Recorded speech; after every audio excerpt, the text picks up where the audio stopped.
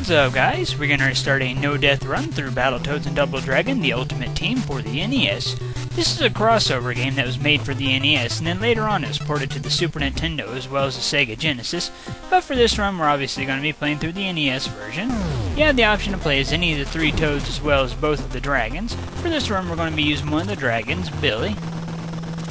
Both of the dragons have the exact same moves, and all three of the Toads also have the exact same moves. There really isn't any difference between the Toads and the dragons as far as their fighting is concerned. Visually speaking, they do have different moves, but overall the moves have the exact same damage and take about the exact same amount of time to execute. So really, as far as fighting is concerned, they're basically the exact same. You just basically pick whoever you want. The dragons do have a couple of advantages over the Toads. You'll be able to see what I'm talking about throughout this level, for instance. Some of the enemies will be hanging off the side of the ship. If you're a dragon, you can stand on the ship and then stomp on their hands to knock them off. If you're a Toad, you can't do that. You actually have to hang from the side of the ship and kick them off. Just one of the advantages that the dragons have over the Toads, but it's not that big of a deal, really. You'll see these crystal containers scattered throughout the different stages. If you break them open, you'll get different power-ups. The power-up that you just seen me grab is Invincibility.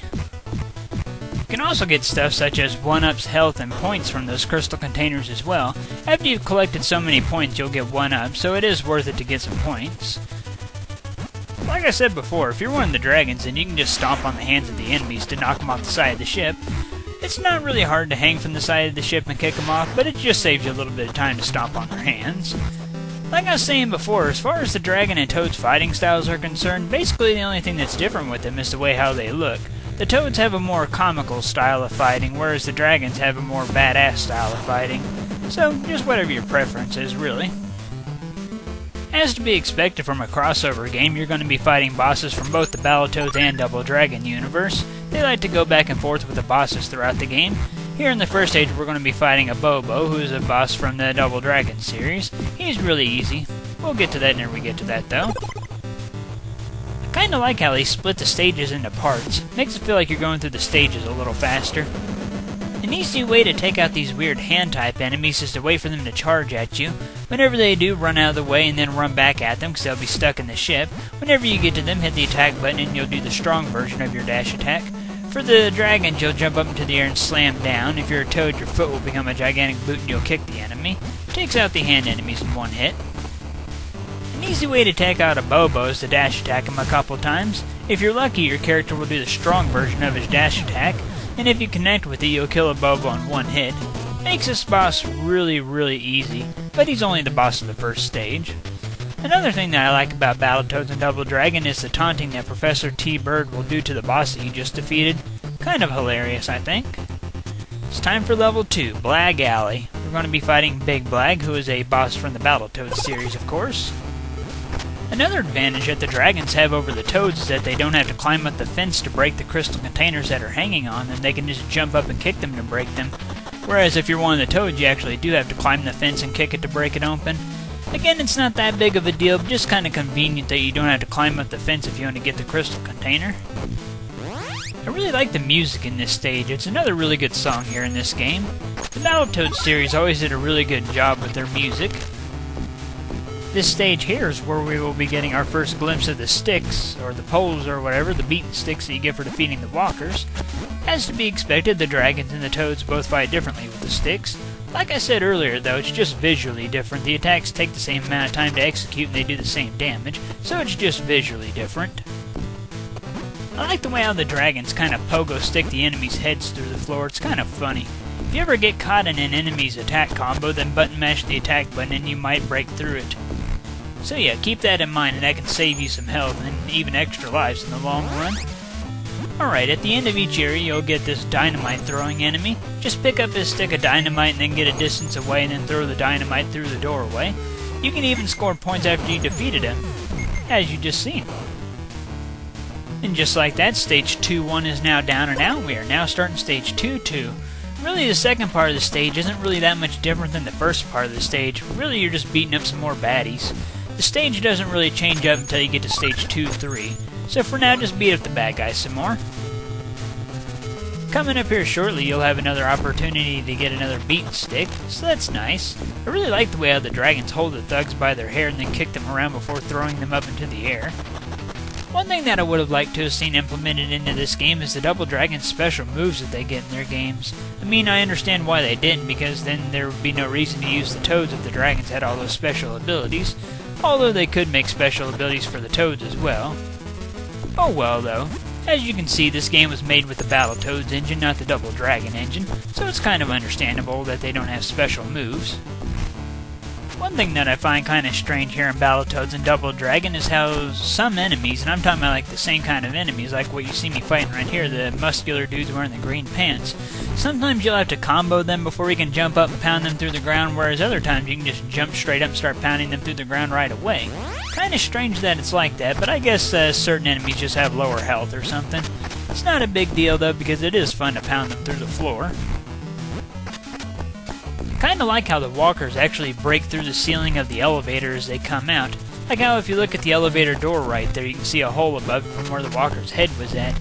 I kinda like that, just the attention to detail and how it actually breaks through it as opposed to just phasing through it. Just nice that they add that little extra detail in my opinion. One thing that is kinda weird about it though is that the second floor light will still shine whenever enemies are coming up the elevator even though it's not supposed to be there anymore. Just kinda strange, but not that big of a deal. Just take out this dynamite throwing enemy the same way that you took out the previous one. Just wait for him to throw a stick of dynamite and then pick it up and get a good distance away, then chuck the piece of dynamite through the doorway. Overall, he's pretty easy. He'll take a couple more sticks of dynamite than the first one did, but like I said, still really easy. For those of you who played the original Battletoads, you'll recognize what we're going to be doing in the next area instantly. Alright, there we go. The dynamite throwing enemy is now down and out. It's time to take the elevator down to stage 2-3. Here we go. Yep, it's time for the jet bike section. There are some noteworthy differences between the jet bike section and the original Battletoads and this jet bike section. For one, enemies will come out and try to attack you, so be on the lookout for that. If they start comboing you, like I said earlier, mash the attack button and try to break out of their combo and start attacking them. Another difference is this jet bike section doesn't go quite as fast, and you don't got big jumps over pits and stuff. Instead, you basically just dodge these weird pillars and these blockades made of wood, it looks like. This area is animated quite nicely, though, whenever you're passing by like the blockades of wood or whatever it is. Those look really nice as you pass by them. Another difference between the original Battletoads jet bike section and this one is that you'll see the crystal containers here and there, and if you break several of them in a row, you'll get a 1-up as well as a lot of points. So it's a good way to build up your lives. Basically, your biggest threat will be these enemies that come up from behind you. And like I said, once they start trying to attack you, if they do successfully start a combo on you, then button mash that attack button as fast as you can to combo break it and then attack them. Other than that, just keep an eye on where the pillars and the blockades of wood are appearing at, and also try to keep an eye out for where these crystal containers are coming through, that way you can build up your points and lives. So yeah, like I said before, the most threatening thing is probably the thugs that'll try to knock you off your jet bike. Other than that, just keep an eye out for everything else and you'll do just fine. Once we get past this section with the pillars and blockades, we'll be at the boss of this stage. Yeah, like I said before, the jet bike section in this game is much shorter than the one in the original Battletoads. Still a lot of fun though, and I really like the music that plays throughout the jet bike section. I like that it says fight in the background. It's like, I mean, what else would you be doing at this point? Anyway though, as you can see, we're now at the boss of this stage, who is Big Blag. The strategy that I've always used on Big Blag is to dash attack him twice and then create some distance between you. Then dash attack him twice, run and create some distance, dash attack him twice, so on and so forth. Just keep repeating that and Big Blag will be down in no time at all. Every once in a while he might break out of that pattern. Just do your best to avoid his attacks and get him back up against the wall and then get the pattern started again. Overall, he's not too bad. The next stage is going to be one of the longest in the entire game, but I really enjoy it nonetheless. We're going to be fighting one of the bosses from the Double Dragon series, Roper. He likes to use guns. We'll get to that whenever we get to that though. Throughout this stage you're going to be fighting female thugs that use whips. Just use dash attacks, it's the safest bet. If you do decide to combo them though, then the dragons will pick them up by their hair and punch them in the chest several times. Like I said though, it's the safest to do dash attacks, just so you can keep your distance. Every once in a while, as you're going through this stage, you'll see some guns that are hanging from the ceiling. Just jump up and kick them down. And yeah, fans of the original Battletoads will recognize these kind of areas with the ropes where you gotta go down. If you get against the wall, then you'll turn the dragon into a tornado of fury. You just use that to take out most of the enemies in one hit. If you're one of the toads, then you'll turn them into what looks like a punching bag.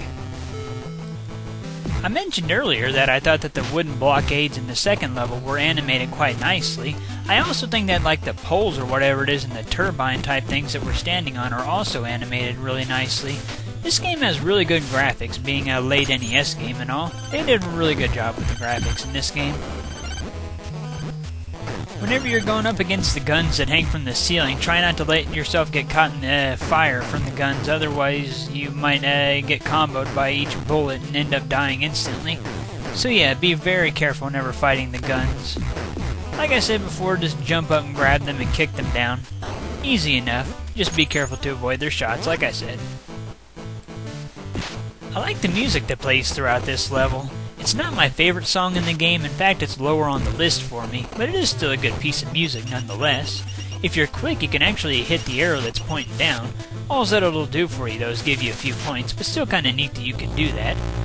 Throughout this area you'll have these electrified buzzsaw type enemies going down the left wall. Just become a tornado and stick to the right wall, no enemies will come down that one, it makes this area really easy. At the end of the area will be one of those guns that hangs from the ceiling. Just get ready to grab it and slam it against the wall to take it out. Easy enough. We're now in the final stretch of stage 3-1. Just hang from this pipe here and work your way over to the right. Be careful not to get hit by the electrified beams.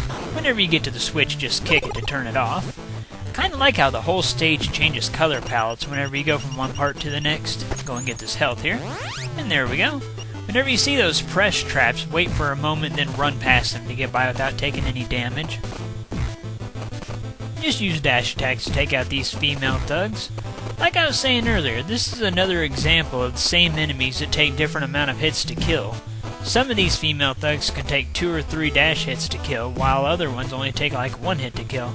Kinda strange, but like I said before, it's not really that big a deal. One thing that I kinda like about this stage is that it puts new twists on the old rope type area from the first Battletoads game, like what you see right here, just swinging across pits and having to time it right to get past the electricity without getting zapped. Kind of a cool twist on the rope segments, I think. In this next area, you'll have to slip past several of these press traps with very little room to maneuver past them with. Like I said before, wait for them to slam down, then wait for them to come back up, and then run for it. You should get by them safely. And like I said before, just use dash attacks to take out the female thugs. Don't be fooled after you get past these 2 that are close, there is still an additional press trap waiting to get you there. Kind of a dirty trick, but hey. There will be another rope section coming right up. If you're interested in getting a lot of points for 1-ups, then this rope segment here will be really good for that. Just become the tornado and then get behind these guns and keep using the tornado to score hits on the guns. You can score multiple hits on multiple guns, and each hit that you do will score you 2,000 points. So yeah, this area is really, really good for scoring a lot of points if you're interested in collecting them for 1-ups. And of course you can also use the tornado to take out the birds in 1 hit as well. Throughout this area, just avoid the first couple of electric beams, and then you can get an invincibility power-up. After you get that, of course, you can just pass right through the remaining beams. Easy enough. Just use the tornado to wipe out the guns that you'll see appear here. Don't be too aggressive though, wait for the guns to shoot once, and then use the tornado to wipe them out, that way you can make sure that you don't get hit by the gun's fire. You can take one out fairly quickly if you get it right as it comes onto the screen though. But like I said, don't play too aggressively, otherwise you'll end up taking hits from the gun's fire. Alright, we're now at the final stretch of stage 3-2. Just one more area left to go through. Yeah, like I said before, stage 3 is one of the longest in this whole game. Just be sure to avoid the electric beams as they come at you. Just hold the up button to pull yourself up to avoid them. Wait for the timing to pass by these electric beams and make your move. Whenever you see these wavy ones come on screen, just stop what you're doing and do your best to avoid them, because if you keep going, you're just going to scroll more of the wavy beams onto the screen, and you don't want that to happen. Coming right up, we'll have some crows flying onto the screen, as you can see now. Just kick them to take them out. And there we go. Avoid some more electric beams. We're just about to the end of stage 3-2. Coming right up. Avoid these beams that try to come up and get you. And like you did before, just kick the switch to turn it off and then make your way through. There we go. We're now level 3-3.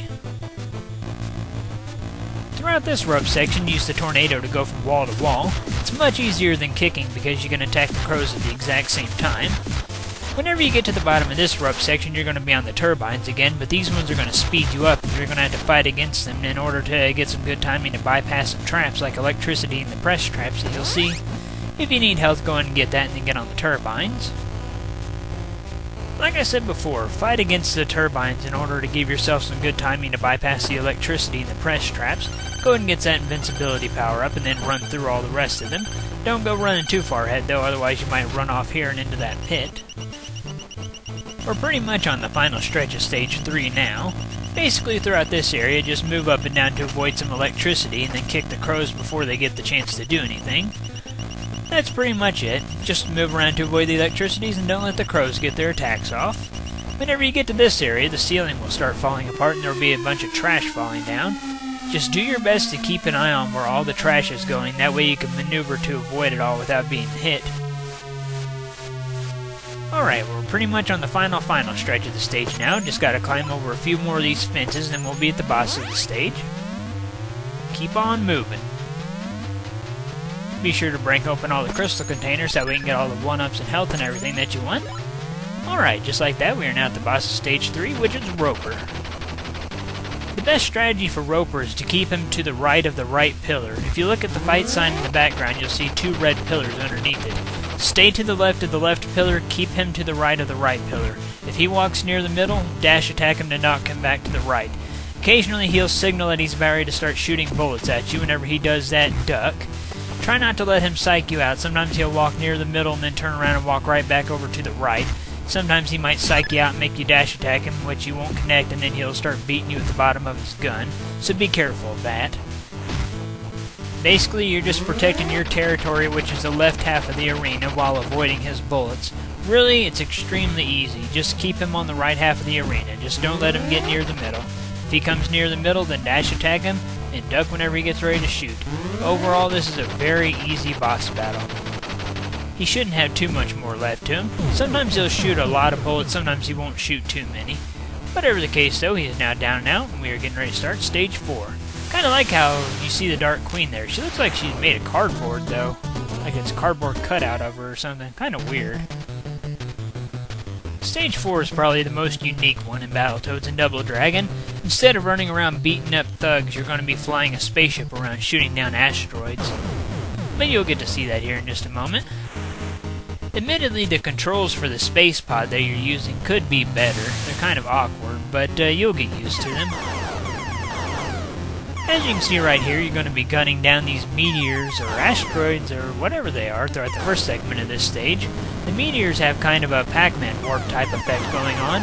Whenever one leaves the top of the screen, it'll reappear at the bottom of the screen, and vice versa.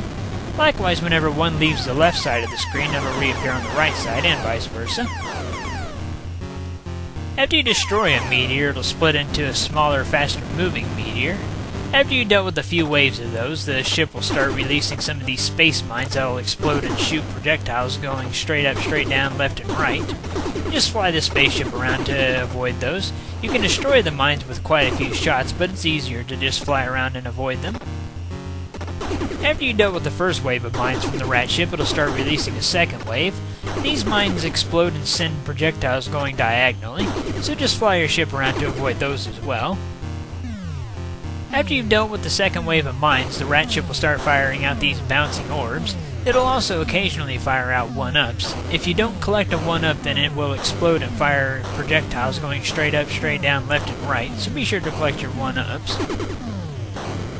Besides firing regular bullets from your space pod, you can also fire homing missiles. Just hold down the shot button for a few seconds and this cursor will appear. Highlight the enemy that you want to fire it at, and then after it starts flashing really quickly, release the shot button to fire the missile. This segment is probably the most annoying one for the first half of the battle against the RATSHIP. These UFOs move really quickly and they take a lot of regular shots from your ship in order to destroy them, so your best bet is to use the homing missiles, but you have to sit still while you do that, so chances are the UFO can crash into you and do damage or shoot you, so it can be pretty annoying. After you fired the missile, just fly your ship around to do your best to avoid collision damage with the UFOs. And just like that, the first half of the battle against the RATSHIP is now down and out. We are now on level 4-2. Stage 4-2 is basically the boss battle of Stage 4. You'll have to take out the RATSHIP's weaponry one at a time, starting out with these cannons that shoot multiple shots.